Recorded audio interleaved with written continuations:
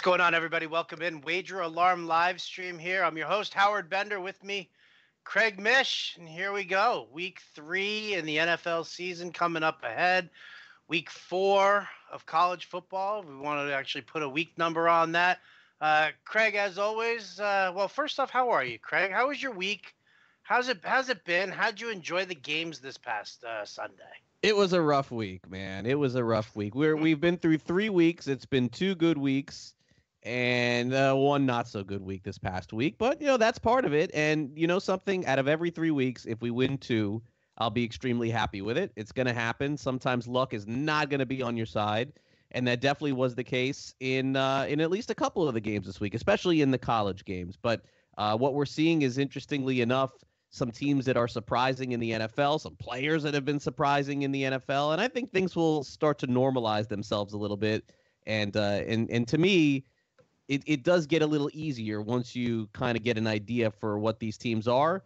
But then the data changes, and then Vegas adjusts to those spreads, which we're seeing this week with a couple of monster lines, the biggest line of the NFL season with Minnesota Buffalo, which should come as no big surprise. So we'll get into all of that tonight.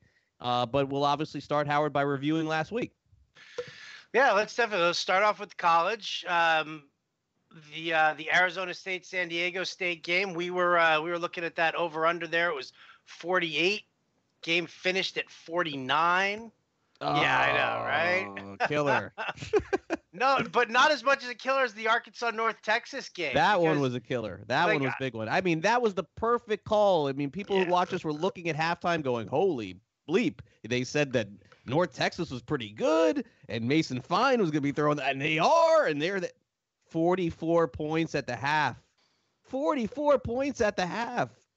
And no, it didn't go over. How does North Texas take their foot off the gas here? Arkansas is so bad, Howard. They are so bad. They could be the worst team in the SEC. Are we feeling bad? What happened to the good old days of just running up the score? Show me a college team who puts up 82 points on the week. Come on. Yeah. Where's Darren McFadden and who was the other one? Felix Jones? Felix Jones, right? Wow, what a pull on Felix Jones. Yeah, those 2 guys on Arkansas. Yeah, they the bed in the NFL, huh? Yeah, and you know what? The first year under Brett Bielema was pretty good, and then his team went backward, and it just looks like, I mean, you hate to see a college team like quit, but man, they just had nothing. Their starter, and then they put in the backup. I thought he'd be better. I think they threw no touchdowns or 1 touchdown and like 4 or 5 picks. So I thought North Texas would have a chance to win this game, and they did. But I thought that the Hogs would put up a little bit of a battle, and they didn't put up any on their home field. They paid North Texas a few $100,000 to come to the game to get beat.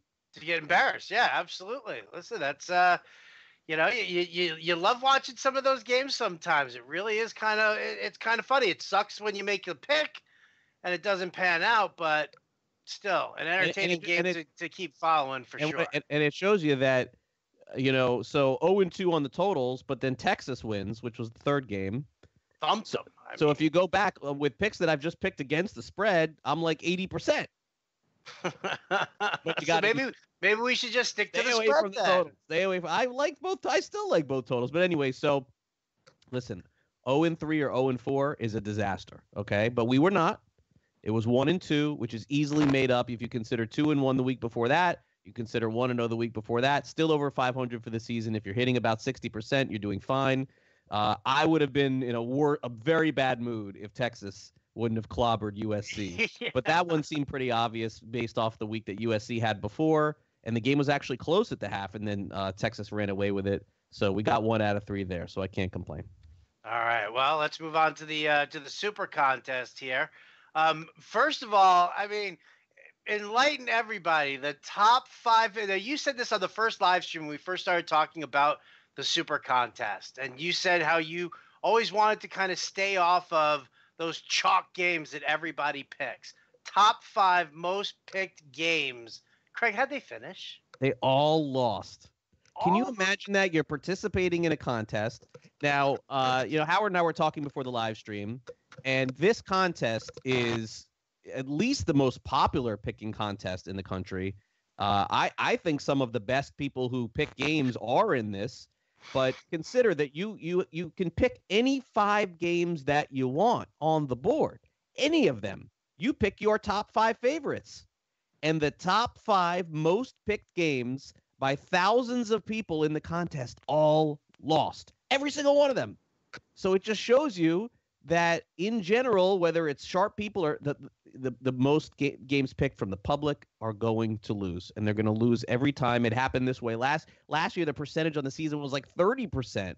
And week 1, it was like, oh, Baltimore beat Buffalo. Okay. But it just goes to show you now, what did we learn? It wasn't that it was the most picked game, Baltimore week 1 over Buffalo. It was that Buffalo was just atrocious, and you should just pick against them so bad. every week. In 16 weeks, you're going to win 10 times minimum picking against Buffalo for sure on the season. They are going to get clobbered. Arizona, the same. But yeah, so we, of those 5 picks, we had 2 losers of the 5 most picked games. The number 1 most picked game by far, 1,500, 50% of the pool picked Houston. 1,500, 50% of the people looked at that line and said, wait a second, Houston -2, 3, 3.5. Is it Mariota? He's not even playing. These guys are all banged up. Houston to the house. I literally, when the fake punt for the touchdown to make it 7-0, like, I had my remote control in my hand. I just threw it back onto the couch. I just walked right out of the shed. I was like, I have zero interest in watching this game anymore right now, because I knew it. I was like, because this was one that I was like, Craig, this is the one. We got to do it. The offensive line's a mess. It keeps getting worse. Gabbert, you got to do it. And oh, man. Yeah, that was a rough one. That was definitely a rough one. And that was the most picked game by far. Every other game was like 10% picked or something like that. So the second most picked game was one of my favorites. That was the Giants getting 3 against Dallas. A terrible pick. Just a bad choice by me, a bad team. I mean, I don't know why. I was looking at the week before. I thought the Giants looked pretty good. And then they come out with that dink and dunk on Sunday night. I mean, I don't know what the Giants are thinking. They didn't even run Barkley. Like, it reminded me of what they were doing last year. So, boy, just bad job on me, completely wrong. You and me did not really have a definitive opinion about Pittsburgh. Pittsburgh was the 3rd most picked game against Kansas City. A lot of non-believers in the Chiefs. Pittsburgh lost at home.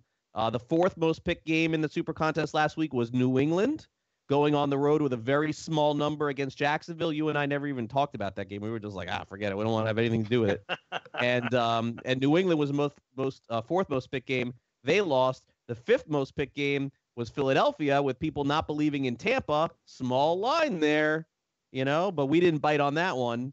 And that was the 5th loser. So all 5 losers. So what happened with us? We picked Texans. That was a loss. We picked the Giants. That was a loss. Our 3rd loss was the Saints. The Saints let us down again. We just thought, hey, they can't do it 2 weeks in a row. They did it 2 weeks in a row. They should have lost that game. We're never gonna pick them again, probably. No, I took them in a survivor pool. I was freaking out. I'm watching the game, and I was like, yeah, but I mean, I was freaking out at the end of that game. I was like, you got to be kidding me. You got to be kidding me. So yeah. They had no chance really of covering at all in that one. So another bad pick. But we did win 2 games in the contest. Thank goodness. It could have been 1 and 4. The Colts was a really good pick from start to finish. You mentioned it initially. I mean, the Redskins just have no business being favored by 7 over anyone. They were actually one of the ones we thought would be a fraud, turned out to be a fraud after week 1. By the way, I don't love the Colts either. Watching that game, just like by the way, I told you last week, Howard, that Denver was a fraud too. Yeah. Keenum, and Denver to me does not look good. That division is for the taking. Kansas City and the Chargers could roll. They could both win 12 games this season. But anyway, going back to our picks, we took the Colts. They won. And then one of my favorites, the other one, because as you know, I'm doubling down on everything against Seattle. I don't like Seattle at all.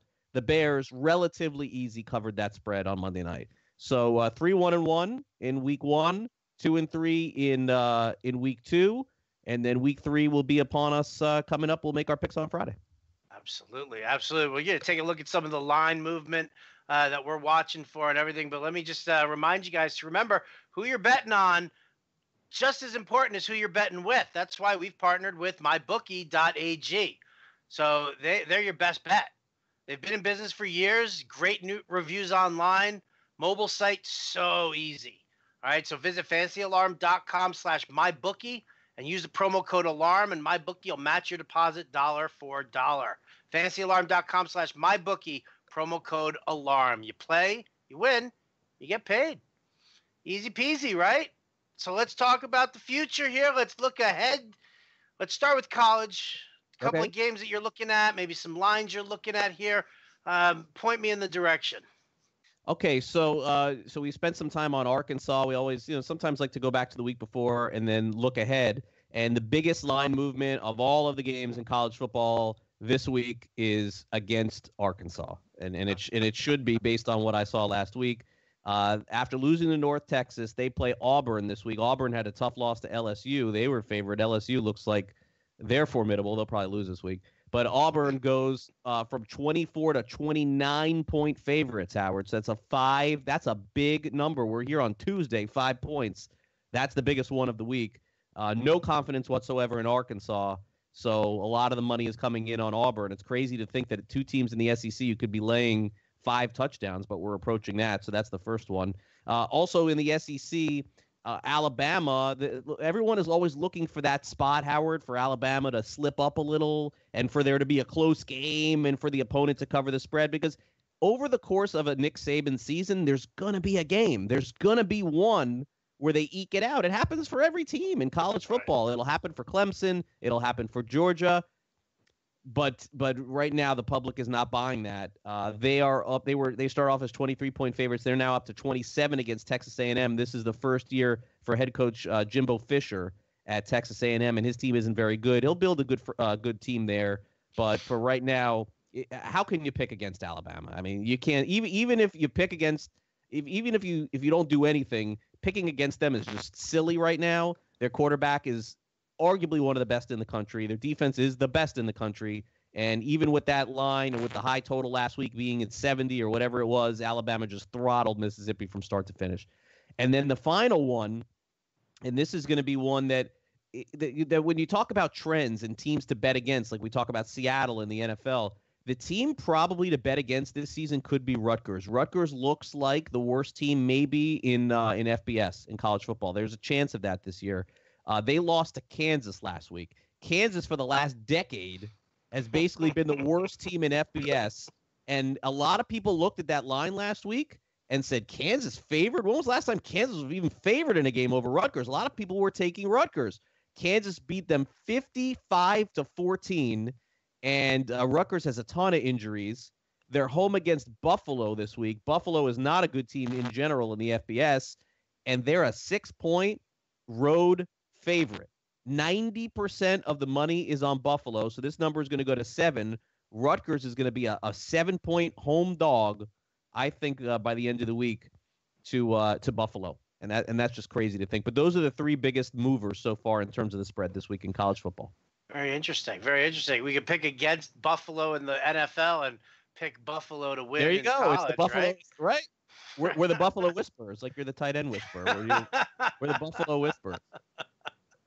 I love it. I love it. All right. Well, we're going to check in with these lines, and I'm sure there's going to be some other stuff when we do Friday's live stream. On Friday, we'll have more. Well. Yeah, and we'll have a full slate of games, too. Nobody's off, and you have those teams that were off last week because the Hurricanes' 6 games were canceled, and now they're back on. And, as we get – this is like the final week of cupcakes, and then starting next week from here on out, it's conference play, good games for the rest of the season. So I look forward to it. Cupcakes like Kansas. Not anymore, I guess. 55 points for Kansas. Didn't see that coming. Unbelievable. Hey, guys, you guys want to play some DFS, but you don't want to lose money to sharks or computer algorithms? Go to fantasyalarm.com/factor. Fantasy Factor is a DFS site with exclusive single-entry contests, giving you much better chance at winning. Fantasy Factor even has a quick pick option so everyone can play. So become a factor today. Right now, get $5 free money immediately with any deposit. Go to fantasyalarm.com/factor. That's fantasyalarm.com/factor. All right.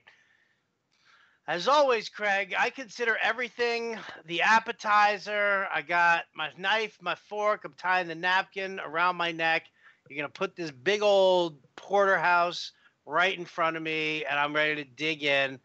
What lines are we looking at? Please, please, please, please tell me you want Minnesota laying 16.5 Oh, against the Buffalo Bills. Come it's on, it's you gonna be want seven. it. It's 17. It's 17 now. So if we decide to do that on Wednesday, I mean, I honestly think, Howard, that no matter what, it's okay. So we exchanged emails when we were discussing last week when we discussed Buffalo and the Chargers. My take on the game was either we do the Chargers or we do nothing. I mean, Right. and I feel that way going forward with Buffalo. Probably every game this season. There'll be a week where I'll come on here and I'll say this is the week to take Buffalo plus the points. I don't know if they'll win, but they'll cover. But this is not the week. And again, I think that we'll make the decision on Friday for sure. But if we're going to do it, it's going to be taking Minnesota or taking nothing. It's a lot of points to lay in the NFL, and I get it. But you're looking at two teams right now that Vegas can't make the lines high enough, and that's Arizona and Buffalo right now. Those two teams look like they aren't going to score, 3 touchdowns maybe in a game all season long. Arizona, I think, has some hope. I mean, they have the running back, so against Seattle, I could see some wins coming there. But I mean, this week is probably the easiest gimme of them all. Okay, so let's talk about the lines. The Chiefs right now are everyone's in love with the Chiefs in both reality and fantasy with Mahomes. 49ers, this is like a really good interconference matchup. I mentioned that the 49ers led against the Detroit 30-13. And I got to tell you, the 49ers defense looks really, really vulnerable, especially their secondary. They looked out of place a lot of different times. I was watching this game closely. They had no business, Detroit, coming back in this game, and Stafford missed on a lot of throws too. So that line is the biggest NFL mover. Remember, the NFL lines won't move like college because more people are betting on the NFL. They think they can win for whatever reason. So their line was 5, Kansas City -5. Now it's 6.5 at home. San Francisco was thought to be a really good team at the beginning of the season. They may end up being a little overrated. They still probably win 8-9 games, but they're going to have to fix that defense. And Garoppolo has to get rid of the ball. Like, he just takes way too many sacks. And even he's running outside of the pocket, and there's you're just waiting for him to do a Rodgers and just throw it out, but he doesn't do it, and he takes these sacks. So we'll check in later in the week, and remember, if not for Breida's really long touchdown run, I mean, Detroit could have won that game. So 6.5 right now is the line for Kansas City. Any thoughts on that before we move to the next one? I mean, listen, first, Kansas City secondary is atrocious. It's absolutely atrocious. It's been decimated for 2 weeks in a row. If Garoppolo can get rid of the ball in time and he's got his weapons, yeah, I do think that they can do it. The 56 over under that I'm looking at, that's that's definitely telling. But everything that you just said about San Francisco's defense, the secondary is not good. Richard Sherman is living off of his after the guys. Right. He's living off of his reputation, and he's collecting royalties from Oberto beef jerky. And there's just nothing there. And then the big thing for them was losing Reuben Foster in the offseason, right there in the middle. So I think we're looking at two teams who could put up points, but two very lousy defenses here. So I kind of see like this could go this very similar fashion as the Steelers game went. Yeah, could be. Okay, you would think that after the Dolphins won 2 in a row, and especially where I am here in South Florida, everyone's jumping up and down like the Dolphins are going to do something this year. But Vegas is not buying it. They opened up as a 4-point favorite, and that's it, at home against the Raiders, and all the money's coming in on the Raiders. So there is still that idea that the public is going, okay, they fooled me once, they fooled me twice, they won't fool me a third time. Also, truth be told, the Raiders have been in 2 games. They blew them both in the second half. So that's another thing that you can do in an NFL game. I mean, it may not be a bad bet to take the Raiders plus 1.5 first half. I mean, if that's the way that it's going to trend, you can actually make that bet. You can make first half bets. It's not as much fun for some people watching the entire game, but it really comes down to a lot. If you're lucky enough to get that opening kick and score a touchdown, your odds are really good at that point. If you're up 7-0 and you're getting the Raiders +1, there's only going to be, 1 to 4 possessions usually, maybe 5 per offensive team in the first half of an NFL game. But no belief right now, Howard and the Dolphins. The money's coming on the Raiders. All right, let's take a look at some of the other ones that have these sort of ginormous over-unders right now. I'm looking at New England, Detroit. we've talked about Detroit. Detroit's a bad team. They are a bad team. We know they're a bad team. 52. They're at home against New England. Um, New England That's with all the Josh Gordon drama here now, and does he play this week? And what do they do here? So that's an interesting one. I kind of feel I've got New England at -6.5 right now. Yeah, and the total was 46. It's now up to 51. I think this is more of the Lions defense has shown 2 weeks in a row, giving up 30-plus points, that they're not going to be able to stop anyone on the ground or through the air. I just don't know what the Patriots' game plan is going to be in this one. I'm not sure.